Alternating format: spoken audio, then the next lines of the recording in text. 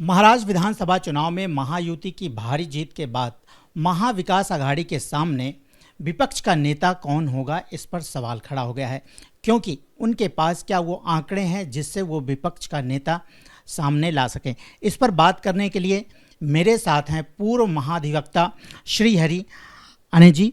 Sir, ये बहुत बड़ा सवाल हुआ है कि इस बार जो आंकड़े आए हैं जीत के महायुति के सामने, विपक्ष का नेता ही नहीं मिल रहा है महाविकास आघाड़ी को। क्या नियम इसके होते हैं? और जो महाविकास आघाड़ी की पार्टियां हैं, शिवसेना, उद्धव गुट, कांग्रेस एंड शरद पवार, उनके पास वो आंकड़े नहीं होते। क्या इसके नियम होते हैं विपक्ष का नेता बनने के लिए, और अभी क्या हालत हैं?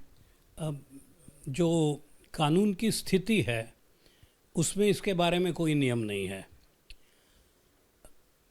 अपने संविधान में विपक्ष नेता के मौजूदगी के लिए कितनी % सीट्स को रिप्रेजेंट करते हैं, इसके बारे में कुछ लिखा गया नहीं है। न तो हाउस के जो रूल्स होते हैं, महाराष्ट्र विधानसभा के हाउस चलाने के जो नियमावली है, उसमें भी इसकी कोई जिक्र नहीं किया गया, इसका रेफरेंस नहीं मिलता। लेकिन इसके बारे में प्रेसिडेंट है, यानी आज तक चलती हुई स्थितियां जो बनती गई, उसमें से जो निकष निकला है वो ये कि कम से कम 10% सीट्स आपके पार्टी को यदि मिले तो आप विपक्ष का नेता इस पद के लिए दावा बोल सकते हो। अब आज के स्थिति में महाराष्ट्र में किसी भी पार्टी को, सिवा रूलिंग पार्टी को, 10% सीट्स नहीं मिली हैं। तो जाहिर है कि कोई भी, ये जो 3 गठ हैं, इनमें से कोई भी विपक्ष का नेता के पद के लिए दावा बोल नहीं सकता है। यदि वो बोलना चाहते हैं तो वो उस तरीके का अर्जी स्पीकर से करेंगे और स्पीकर को इस पर डिसीजन लेना होगा। अब ये बात नई नहीं है, इसके पहले भी ये हुआ था। और जब ऐसा प्रसंग निर्माण हुआ तब उस समय के सरकार ने उस समय के एडवोकेट जनरल महाधिवक्ता जी को ये ओपिनियन मांगा था कि इस सिचुएशन में हमने क्या करना चाहिए। और जहाँ तक मुझे पता है, उस ओपिनियन में उस समय के महाधिवक्ता ने उनसे बतलाया कि आप 10% से कम लोग प्रेजेंस वाले पार्टी को ऑपोजिशन का लीडर नहीं बना पाओगे। और उस प्रेसिडेंट को लेते हुए उस समय भी किसी को ये लीडर नहीं बनाया गया। बहुत पुरानी बातें क्यों देखी जाए, गए इलेक्शन में पार्लियामेंट में कोई भी लीडर ऑफ द ऑपोजिशन नहीं था, इसलिए कि वहाँ में किसी भी पार्टी को 10% ऑपोजिशन के सीट्स हासिल नहीं हुए थे। कानून में किसी को लीडर ऑफ द ऑपोजिशन रखना ज़रूरी है ऐसी बात नहीं है। ये एक प्रथा है, ये एक प्रेसिडेंट है। लेकिन लीडर ऑफ द ऑपोजिशन के पद को महत्व होता है, और वो महत्व ये है कि उसकी रैंक कैबिनेट मिनिस्टर की रैंक होती है।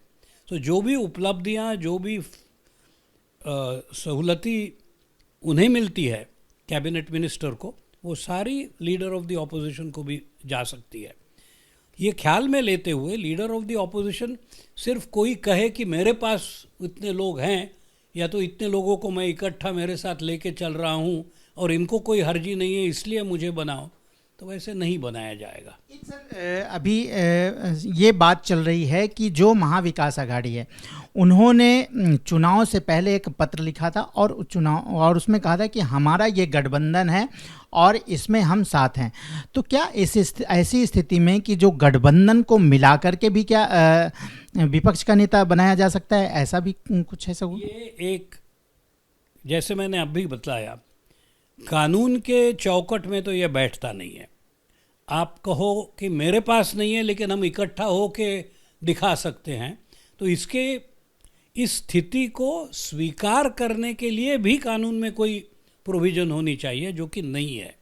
हाँ, ये दूसरी बात रही कि 3-4 पक्ष एक साथ आके कह सकते कि नेता प्रतिपक्ष का पद कुछ दिन मैं संभालूंगा, 6 महीने बाद आप संभालो, फिर 6 महीने बाद और कोई संभालेगा, ये अरेंजमेंट वो कर सकते हैं तो करे, लेकिन ये अरेंजमेंट कानून में एक्सेप्ट होनी होगी, जो कि माननीय स्पीकर साहब ही कर सकते हैं।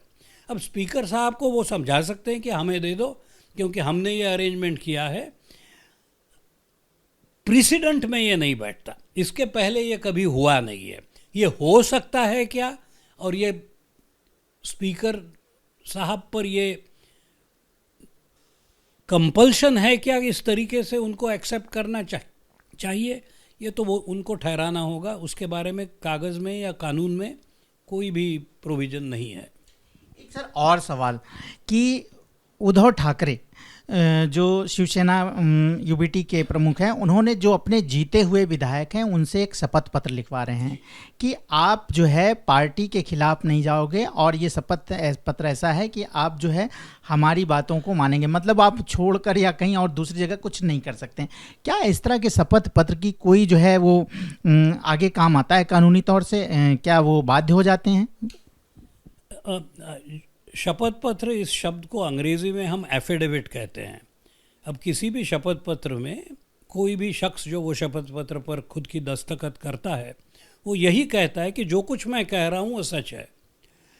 अब ये तो जाहिर है कि जब कोई नुमाइंदा किसी पक्ष में जाता है या तो किसी पक्ष की तरफ से चुनाव लड़ता है, तो वो पक्ष का सदस्य होने के नाते उस पर सारी की सारी जिम्मेदारियां आ पड़ती है कि जो पक्ष कहे उसे उसने मानना चाहिए।